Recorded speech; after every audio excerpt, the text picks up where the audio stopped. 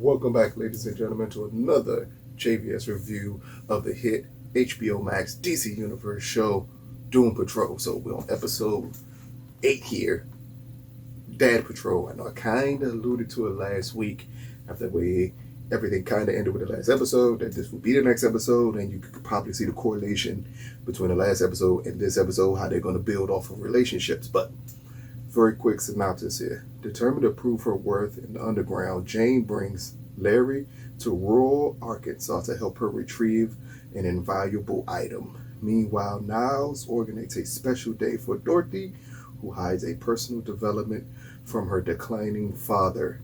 And Cliff gives father-daughter bonding with Claire his best shot, while Rita embraces her superhero status as the Beekeeper, and Vic is forced to confront the real Ronnie. So, again, as we did in the last one, we're just going to go down the line per character to kind of show you what they did in this episode. So, let's start off with the one that means the least here, which is Rita and Cyborg. So, in this episode, Rita finally, with all the proudness of a little kid showing their parent a painting that they drew, she brings Cyborg a paper so he can see that she has finally become a superhero known as the Beekeeper. So of course Cyborg, as we would expect, makes fun of Rita for becoming the Beekeeper, but in turn of him making fun of her becoming the Beekeeper, he actually asks her, what is she planning on getting out of this?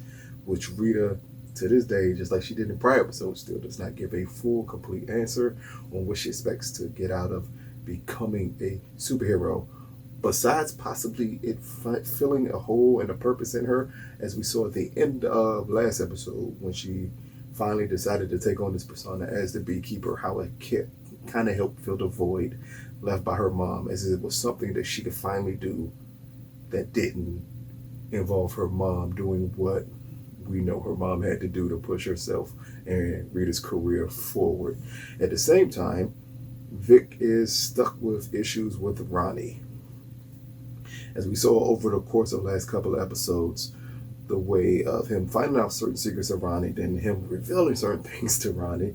And in this episode, she kind of goes off of the deep end, which it's kind of weird. It leaves Vic confused, but from what we're seeing here, the audience, he shouldn't be confused. It's kind of obvious that she's going to eventually go down this path. As I said before, I want to say early on in this season, this was the weakest storyline for season 2 of Doom Patrol. I just, as the Skank Queen said when she said their relationship seemed doomed, I kind of think everyone knew that at the beginning of this season, and the storyline feels like it's kind of dragging on a little bit between them two. It feels at times unnecessary, but at other times it kind of works. And when they try to push it for comic relief or for the lightheartedness parts of it, it kind of works. When we get to more serious tones of their relationship, that's where it kind of falters some. And this episode is absolutely no different. We get very weird faltering stuff in this episode between Vic and Ronnie, but possibly interesting for down the line on what we can look forward to in the last episode. But again, nothing monumental. It's just really a basic storyline for them in this episode. So the next story that of least importance is Cliff and Claire, which again, as I said in the synopsis, is about bonding time between these two. That's something that so far this season they've done a great job of building the robot man to being human. And it continues in this episode as we get to see wonderful moments between him and Claire, him cooking Claire breakfast, him talking about his adventures with Claire, Claire talking about her life with her father. This is the type of stuff that really, really works for Brendan Fraser in this speaking role that he has as the robot man. And just his interaction, very weird, because we clearly don't see facial interactions from him. Robot Man will always just be the robot man. But in his voice tones, his inflections, the subtle shows of excitement, it really, really works. And this is the sweetest parts of this episode. This is the part of the dad patrol portion of this episode that really feels grounded and great. And then we have the other end of it between Niles and Dorothy in this episode. Niles tells Dorothy he wants to take her out on a special day. From the end of last episode, and even through this episode, you kind of get a hint of why he wants to give Dorothy this special day. Again, I'm not going to say it. I want you all to see it. But it's not as special as it seems. And clearly, Niles has an ulterior motive for wanting to do this, as we kind of saw at the end of the last episode. And this one is, it's like that ever-looming thing that looms over their day no matter what, along with, in this episode, Dorothy becoming a young woman. I'm not going to say what that means, but for people who have daughters or you've heard stories of younger adolescent females, when they go through the moment, we get that moment with Dorothy in this episode. And from the fear of everything else that's been explained about Dorothy throughout the rest of this season's episodes, you kind of know just how big a moment that is for her and how huge of a moment that is for this series. But again, just to see their interactions with one another when Niles is clearly holding back, but yet Dorothy is having the time of her life, being able to spend time, it's heartbreaking, especially in comparison to what Cliff and Claire are going through in the same episode. And not finally, but close to finally, we have the short story of Larry before he actually joins Jane's storyline in this episode of the negative spirit, again showing him his past. And clearly the negative spirit is attempting to get him to face his past so he can get over his past so he can move on. But it's still not clicking fully to Larry that that's what the negative spirit is doing.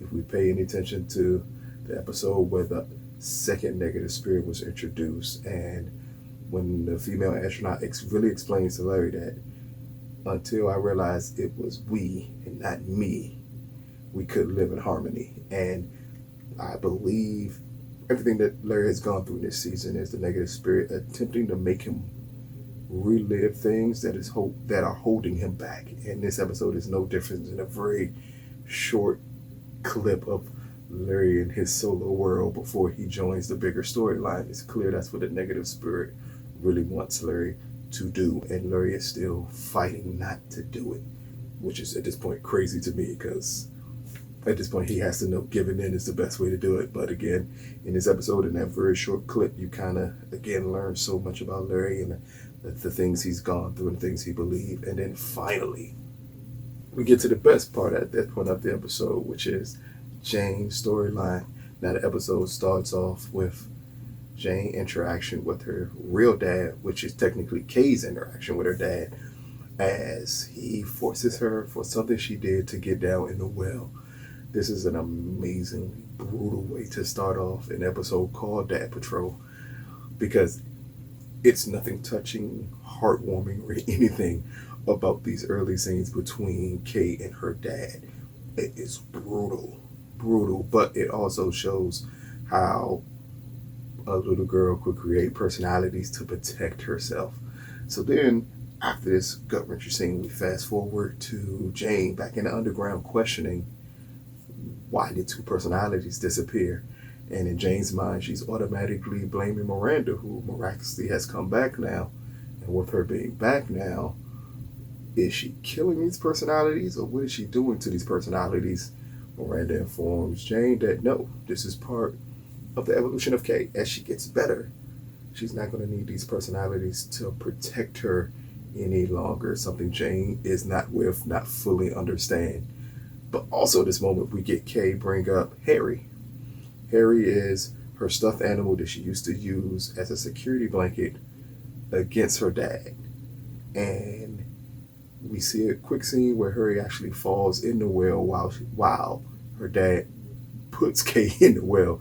Harry falls into the well, into the water, and he seemingly disappears.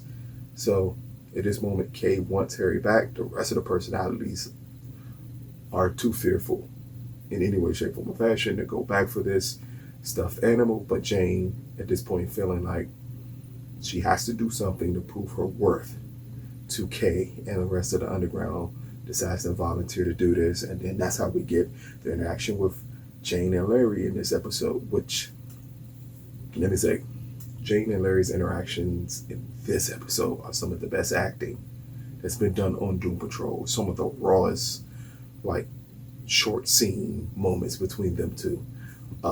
All based off a conversation about wanting to be seen, heard, and needed. And you see both of them with Larry still going through stuff with his family, and Jane going through things in the underground, and both of them just wanting to be seen. Very powerful work here, which leads to a powerful conclusion of everything that's going on with Jane in this episode. So, going into the last episode, we really have a lot of storylines that need to be closed. Now, while granted, the 9th episode, which will be the last one for season 2, is not the way season 2 was supposed to end, but because of the pandemic, we're only going to get 9 episodes of Doom Patrol this year, so we're not going to get a proper finish to some of these storylines, but it's still a good finish that we're all going to look forward to, especially people who love Doom Patrol. So, again, this has been JVS's review of Doom Patrol, which drops on Thursday on DC Universe and HBO Max. Check it out. Let us know what you think about it. Peace, people.